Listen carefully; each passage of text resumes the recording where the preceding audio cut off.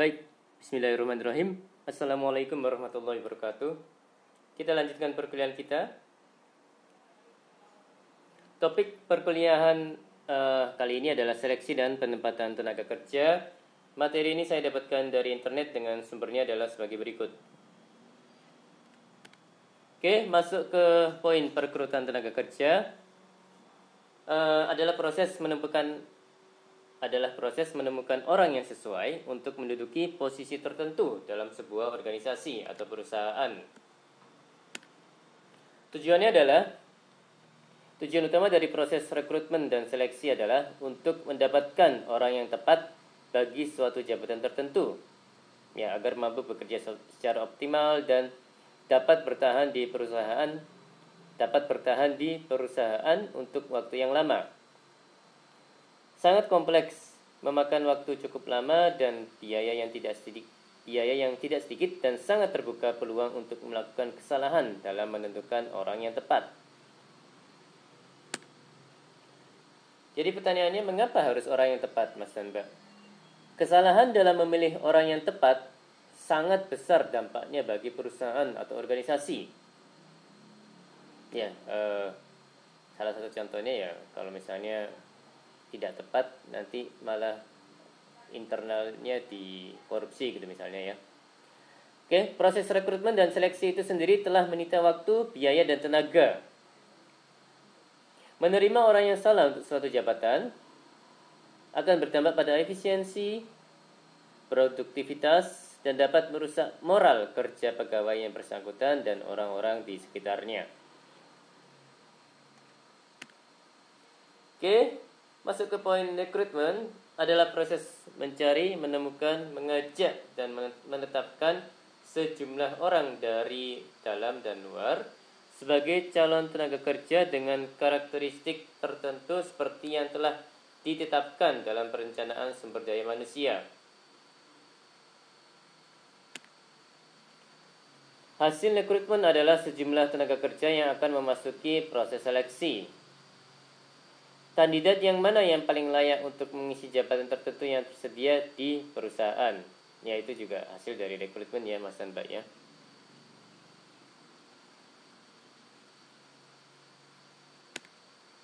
Ya, perekrutan sifatnya bisa internal dan eksternal. Kalau internal dari dalam perusahaan, biasanya untuk promosi karyawan dan biayanya lebih murah daripada perekrutan eksternal. Ya, soalnya kan sudah dari dalam ya. Jadi kasarnya sudah digaji gitu. Kalau eksternal proses perekrutan yang dari luar perusahaan.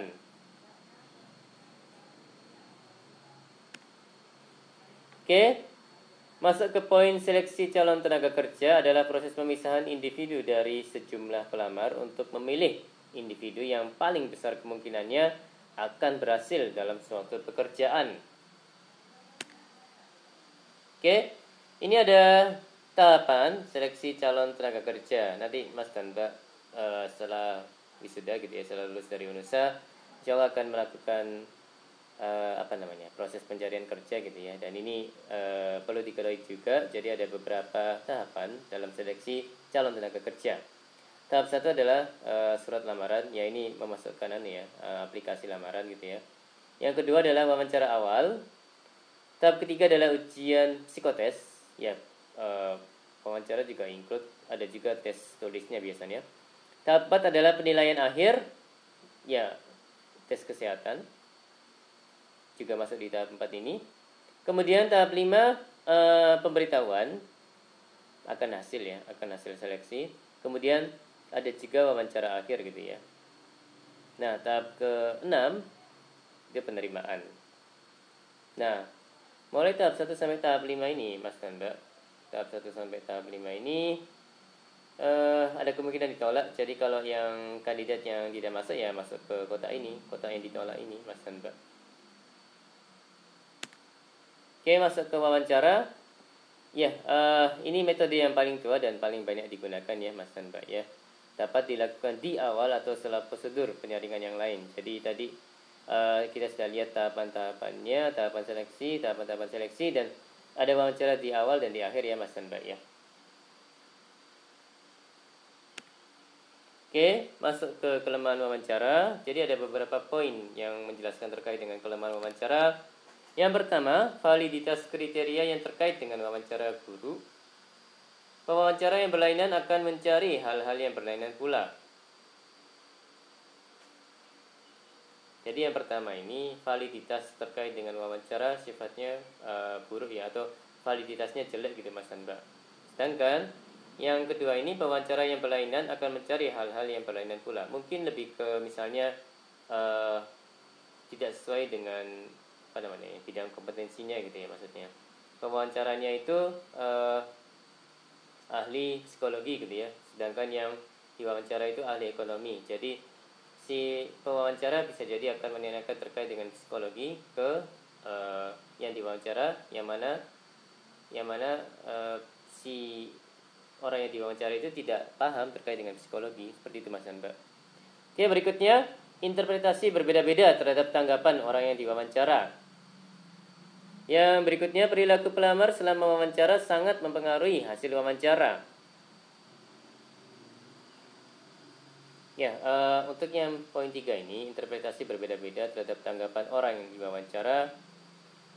Ya, jadi mungkin pewawancara tidak bermaksud menyakiti gitu ya, tapi ternyata pertanyaannya itu yang awalnya untuk menggali ternyata membuat yang diwawancara sakit hati gitu. Jadi kan interpretasinya berbeda antara orang yang mewawancara dan yang diwawancara. Sedangkan yang ini, yang keempat ini, perilaku pelamar selama wawancara sangat mempengaruhi hasil wawancara. Misalnya nih,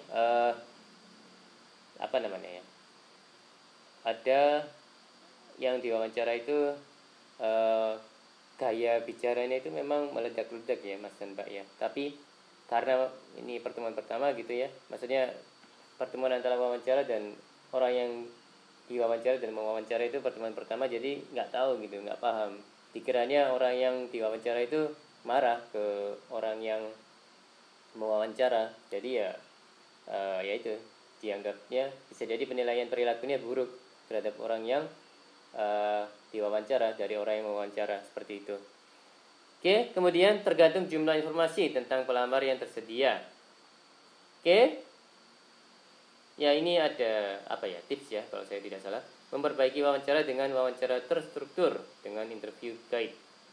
Jadi ini lebih ke tips untuk yang mewawancara ya. Jadi orang yang melakukan di pihak perusahaan gitu ya, yang melakukan wawancara. Jadi ada ada baiknya mengikuti interview guide seperti itu Mas dan Mbak, kalau saya tidak salah. Baik, hal-hal yang dapat menimbulkan bias yang perlu diperhatikan pewawancara adalah yang pertama, kesan pertama.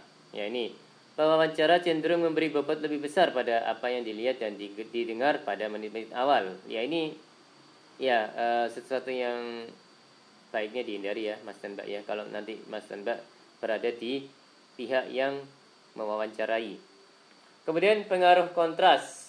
Kecenderungan pewawancara mendapat kesan tentang seorang pelamar dipengaruhi oleh kesan yang didapat dari pelamar sebelumnya.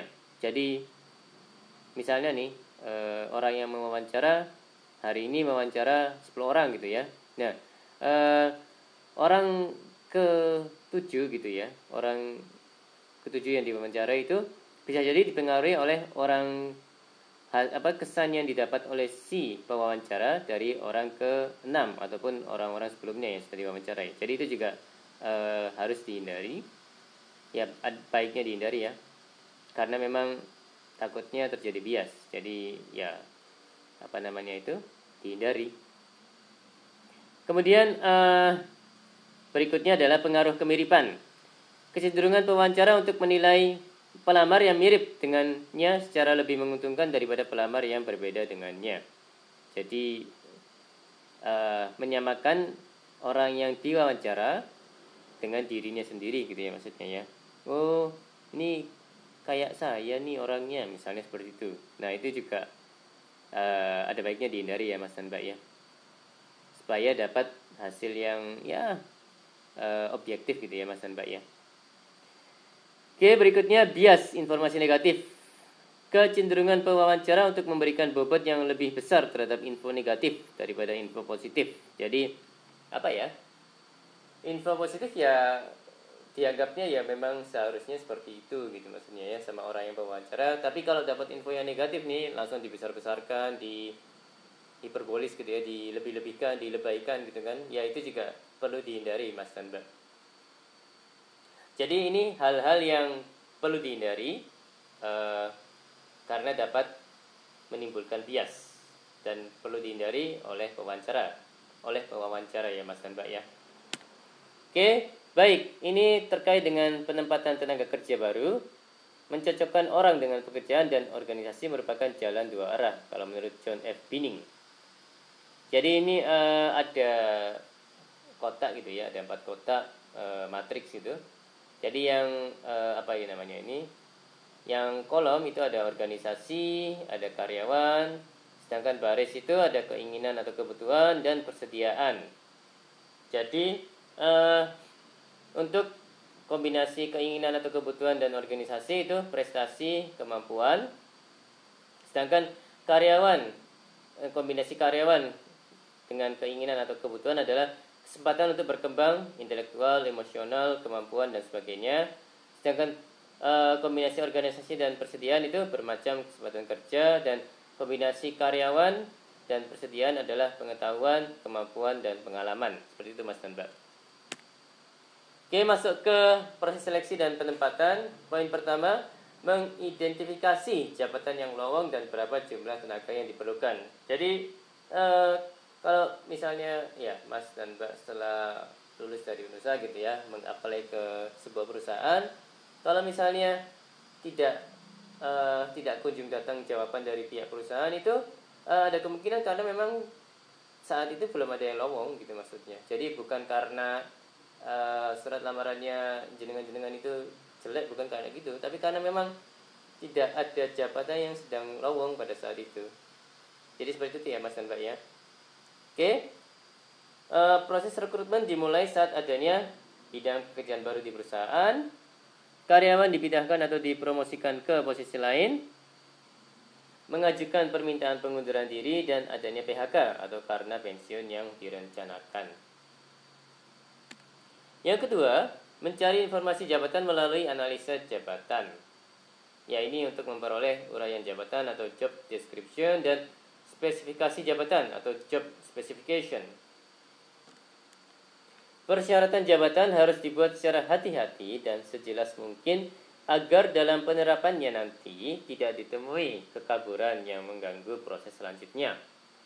Jadi sekali lagi, persyaratan jabatan harus dibuat secara hati-hati dan sejelas mungkin agar dalam penerapannya nanti tidak ditemui kekaburan atau ketidakjelasan atau informasi yang kurang ya, yang mengganggu proses selanjutnya. Jadi kalau misalnya ada lowongan misalnya ahli IT, ya kudu jelas spesifikasinya, harus bisa software apa gitu misalnya, kemudian punya pengalaman kerja sebelumnya terkait dengan bidang IT berapa lama gitu ya, seperti itu Mas dan Mbak. Oke, yang ketiga, menentukan di mana kandidat yang tepat harus dicari. 2 alternatif untuk mencari kandidat. Yang pertama dari dalam perusahaan, dari luar perusahaan.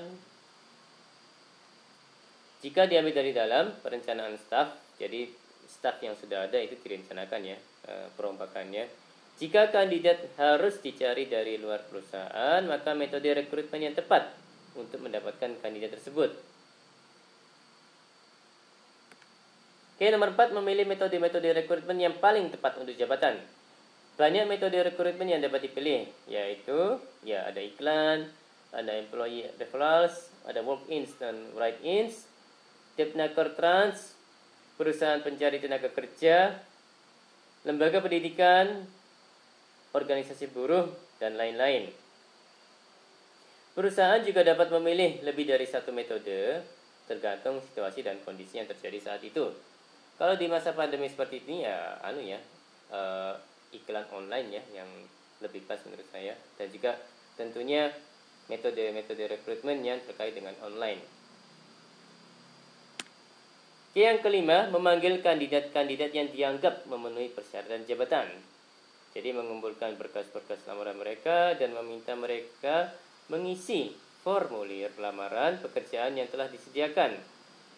Jadi sekali lagi, meminta mereka mengisi formulir lamaran pekerjaan yang telah disediakan untuk selanjutnya diproses dalam tahap seleksi.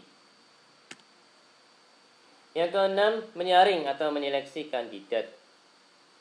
Prosedur seleksi perlu dilakukan jika pelaksanaan tugas pada jabatan yang akan diisi memerlukan ciri-ciri fisik dan psikis tertentu yang tidak dimiliki oleh setiap orang. Ada lebih banyak kandidat yang tersedia dibandingkan jumlah jabatan yang akan diisi. Pemilihan suatu teknik atau metode sebagai prediktor dalam prosedur seleksi sangat tergantung pada ciri-ciri pekerjaan, validitas dan reliabilitas metode. Yang berikutnya persentase calon yang terseleksi, dan yang berikutnya biaya penggunaan teknik tertentu.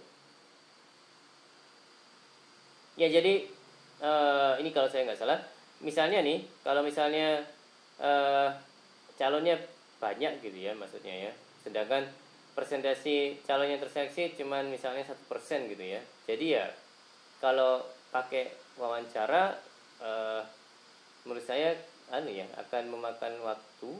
Misalnya pelamar kerjanya atau calon pekerjanya itu 10.000 orang gitu ya, sedangkan yang terpilih misalnya ya hanya 10 orang gitu misalnya ya. Jadi ya akan makan waktu kalau misalnya harus dilakukan wawancara untuk yang 10.000 orang itu. Ya kalau lebih pas diseleksi dulu pakai misalnya tes tulis gitu, misalnya psikotes, untuk mengetahui kandidat-kandidat ya dari 10.000 misalnya menjadi 50 orang gitu ya. Nah, dari 50 orang ini pun menurut saya masih agak banyak ya jika harus dilakukan wawancara gitu. Nah, dari 50 orang ini kemudian ya dilakukan tes tulis lagi gitu ya, misalnya terkait dengan kemampuan yang terkait dengan jabatan itu. Nah, dari situ mungkin akan masuk atau terpilih 20 orang gitu ya. Nah, dari 20 orang ini baru dilakukan wawancara. Nah, itu menurut saya itu lebih pas ya. Oke, yang poin terakhir adalah biaya penggunaan teknik tertentu. Ya, ini ya. Jadi ini terkait dengan pemilihan suatu teknik atau metode sebagai prediktor dalam prosedur seleksi. Ya, jadi kalau misalnya ya logisnya kan memilih teknik yang lebih efisien, dalam hal ini lebih murah ya biayanya, Mas dan Mbak. Oke, beberapa teknik seleksi yang sering digunakan adalah yang pertama formulir lamaran, yang kedua data biografi, yang berikutnya referensi dan rekomendasi, ada wawancara, ada tes kemampuan dan kepribadian, ada tes fisik atau fisiologis, ada tes simulasi pekerjaan dan asesmen center. Oke, poin ketujuh, masih proses seleksi dan penempatan, adalah membuat penawaran kerja. Setelah proses seleksi dianggap cukup dan petugas rekrutmen sudah dapat menentukan kandidat terbaik untuk jabatan tertentu, maka perlu dipersiapkan penawaran kerja, yaitu perjanjian kerja, memperkenalkan secara lebih mendalam tentang peraturan dan kondisi kerja di perusahaan, memastikan kapan kandidat akan mulai bekerja. Hal penting dalam tahap ini adalah petugas rekrutmen harus menyiapkan kandidat cadangan untuk berjaga-jaga kalau kandidat pertama menolak tawaran kerja atau terjadi hal-hal yang tak terduga, atau terjadi hal-hal tak terduga gitu ya. Jadi sudah ditawarkan gitu ya, penawaran kerjanya sudah dibuat, perjanjian kerjanya sudah dibuat, ternyata nih si calon tidak mau gitu. Maksudnya misalnya nih gajinya terlalu rendah gitu ya. Ya petugas rekrutmen harus jaga-jaga dan punya kandidat cadangan. Soalnya kan memang misalnya ya misalnya jabatan yang lowong itu butuh segera diisi gitu ya. Jadi kalau misalnya ternyata calon utamanya itu tidak mau, menolak, ya jadi ya harus ada cadangannya supaya bisa segera terisi jabatan yang sedang lowong tersebut. Oke, yang ke-8, mulai bekerja. Proses rekrutmen tidak berhenti begitu saja setelah kandidat menerima penawaran kerja. Pada saat sudah menjadi pegawai, perlu dibantu agar ia dapat bekerja secara optimal dan bertahan untuk waktu yang lama. Jadi gini Mas dan Mbak, turnover atau perusahaan pekerja resign gitu ya, itu kan dari sisi perusahaan juga rugi gitu. Kenapa? Karena si perusahaan harus mencari lagi gitu kan ya, yang mana biaya akan muncul biaya baru lagi gitu untuk mendapatkan tenaga kerja yang baru lagi. Dan juga misalnya nih, kalau ternyata si pekerja yang resign itu potensinya besar gitu ya, dan juga menguasai di bidangnya gitu, kan kehilangan kan perusahaan. Jadi perusahaan harus mencari lagi orang yang sepadan seperti dia gitu Mas dan Mbak.